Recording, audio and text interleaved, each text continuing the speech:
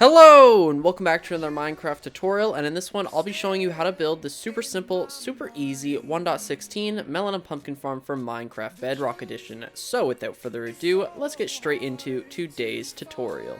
Alright, and as always, I've got a materials list for you guys, so just pause the video here, collect up all of these materials, then come back to the tutorial and we will get straight into building this thing. Alright, so now that you have all your materials, we're going to get into building it, and it's actually quite simple. We're going to start off with the framework. So you want to build up by 2, just like this, and then come across by 9, just like that. That should be 9, 3, 4, 5, 6, 7, 8, 9, just like that. Then you want to come here on the side and build out by 2, and then up, and then 3, just like that, and same thing on this side. And this is going to be kind of the bounding box of the farm. Come across the back now, and then we are going to place down some more blocks right here. And then you want to grab your dirt and you want to set it right here. And this is going to be where the actual melons grow and are planted. And we need dirt here because melons will actually only grow onto dirt, so you can't have normal blocks there. Then you want to fill this in with water, just like that. You're going to grab your hoe now, and you're going to hoe this land right here. And then you're going to grab your melon seeds or your pumpkin seeds if you so choose. I just personally think that melons are better because villagers usually have better trades for melons. And yeah, but I use melons.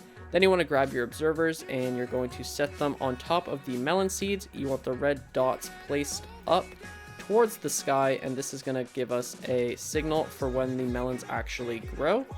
Then you want to grab your blocks again, and you're going to run blocks across the top of these observers on the side with the red dot, and that's going to carry the signal up into the block. And then you want to actually remove these blocks temporarily because we want the piston faces to be facing towards the dirt, just like that.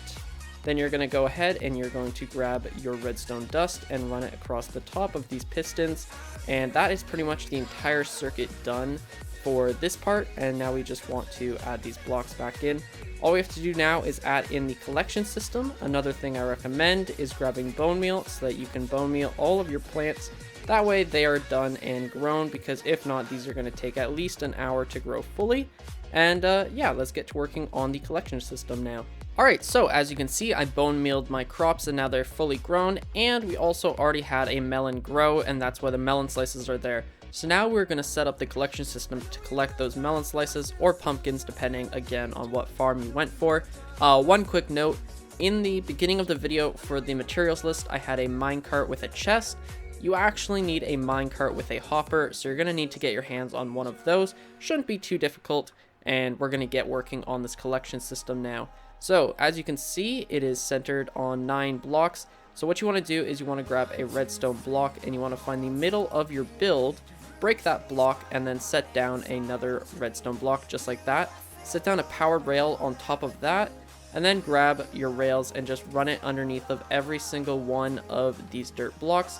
And then you're just going to connect it up so that it is a nice track in a circle just like that. Make sure all of your rails are lined up. You want to break this corner rail right here, and you're going to set down your hopper facing into this block right here. Break this block and then set down a chest. This chest represents your sorting system or your storage system, so have as many hoppers as you want or as many chests as you want, depending on how long you plan on having this thing running.